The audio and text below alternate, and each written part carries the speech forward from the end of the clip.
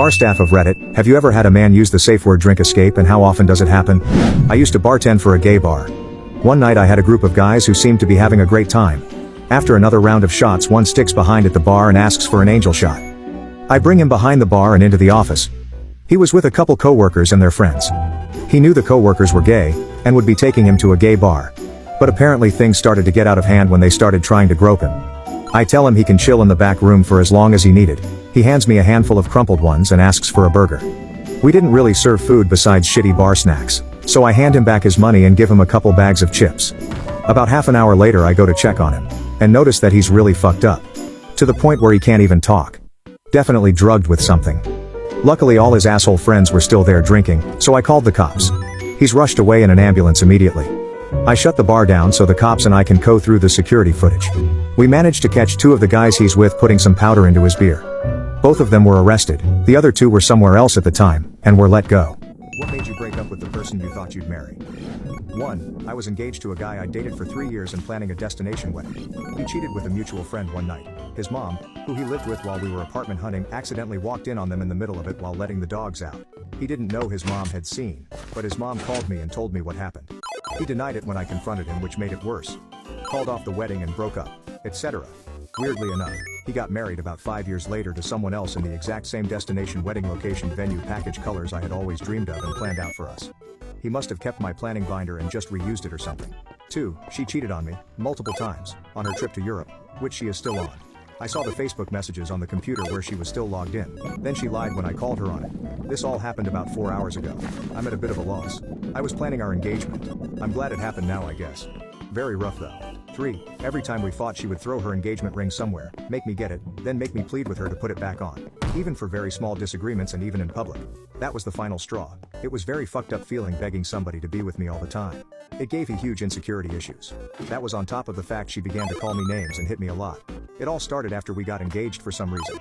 Things were so perfect, but as soon as she got that ring everything changed. Suddenly what I mentioned along with calling me a loser, piece of shit. I know ugly a lot. 4. Found credit card statement on the floor once, just before a family holiday. Thousands in debt that he'd never told me about. I'd been paying the rent entirely by myself in a job I hated and I was too young and naive, 23, to realize he wasn't an honest man. That was it. 5. She was in love with my best friend, and they were both in denial about it. They were engaged a month after we broke up. 6. She wanted to go to Florida for the Disney College program. She is a huge Disney nerd. She was too scared she would lose me. I convinced her to do it because if she didn't, she would regret it forever and that no matter what happened I would still be here for her. 6 months, and an engagement ring later she told me that while in Florida she realized she didn't love me like she thought she had. The ring is in a box in the back of a drawer in my dresser. Her worst fear came true. So did mine. 7. I moved across the world for him. He kept telling me, one day I want to propose, or, I can't wait for you to be my wife. That proposal never came and I was having visa issues, so after a few years I gave up and moved back. 8. FBI knocking at my door to arrest him for being a pedophile and a kitty corn salesman. No joke. People who've seen nice people finally snap. What happened? 1. This woman, Mary, I worked with was always pleasant and cheerful, said hello in the lunchroom, and was generally liked. She worked in finance and special projects. She said she wanted to retire in a few years and had been working there for 15 years. Her boss started pressuring her to complete our annual budget report faster, but this thing is huge and comprehensive, a figurative beast. Mary told the boss it would be ready in a couple of weeks, per the usual schedule. The boss said it needed to be completed within 1 week to give to the higher-ups. Mary said it wasn't possible. The boss emailed Mary, ceasing a bunch of co-workers and assistant managers, calling Mary out for a poor work ethic and for making the department look bad. Mary said it wasn't possible and that she didn't appreciate being bullied. She put in her notice to retire by the end of the week, leaving her boss high and dry. She was the only one who could do the budget report in a timely manner, so the department was double screwed. Good for her. 2. She was an assistant manager and was known for being soft-spoken. At a manager meeting, one of the general managers, who was known for being a total jerk to everyone, was going off about how every store should be run. Well, she snapped. You have the highest turnover rate out of any store in the district. You can't keep employees for more than 6 months before they just quit, all saying you were the problem. Maybe you should take that advice you're giving us and use it on yourself. 3. A long time ago, I used to do call center tech support for fairly complex issues. A really nice, quiet guy went through the same training class. He talked if you talked to him, but never went out of his way to chat. Right after training, the call center changed a ton of stuff. We started getting squeezed on the amount of time we could do documentation, how much research time we had, just metrics in general. It was utter BS because the favorites got to go on breaks as often as they wanted with the managers. We'd essentially be punished for that because we had to keep the average numbers in a certain area.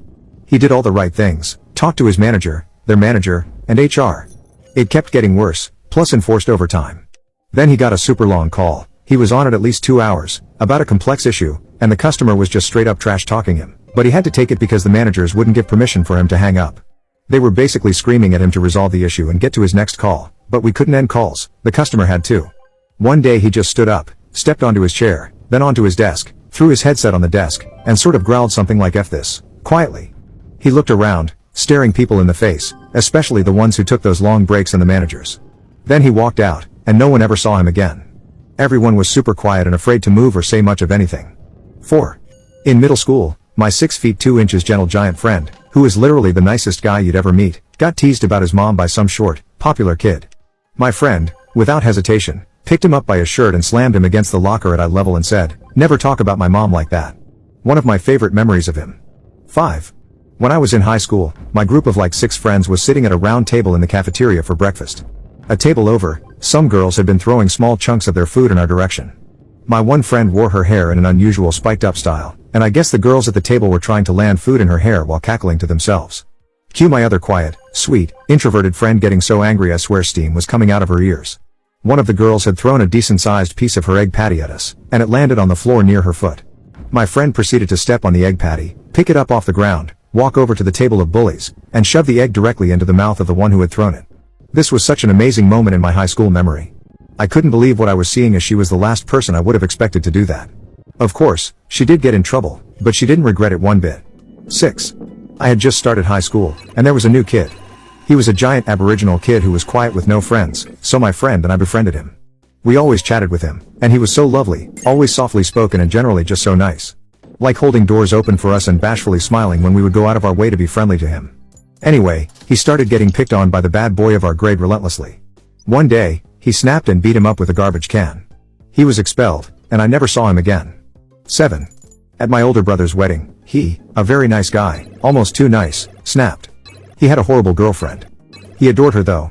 She told him that he wasn't good enough and that she would break up with him unless he bought her this super fancy ring and married her. He did. The wedding was very stressful, and she was extra nasty. After they cut the cake, she got herself a huge slice and left him with none, telling him he should go on a diet. For context, he was underweight.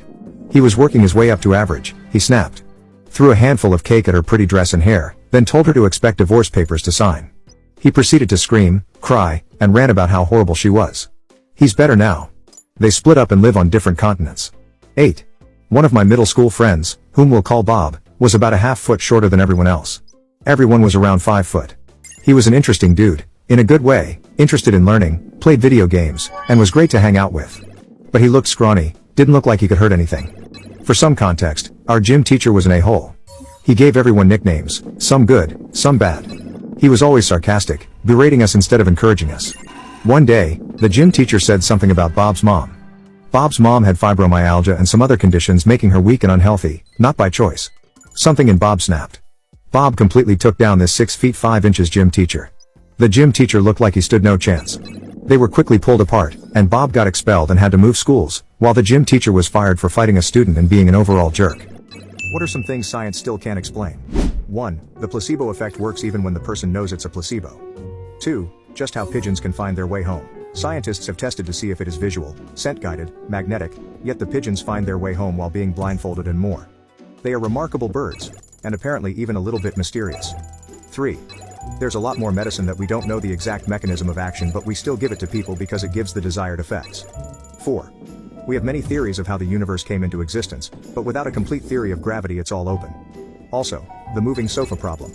What's the biggest possible sofa you could move around a corner? 5. Whether the universe was nothing and then became something, or if it's in an infinite loop, meaning it has happened an infinite amount of times and will create and destroy itself for another infinite amount of times.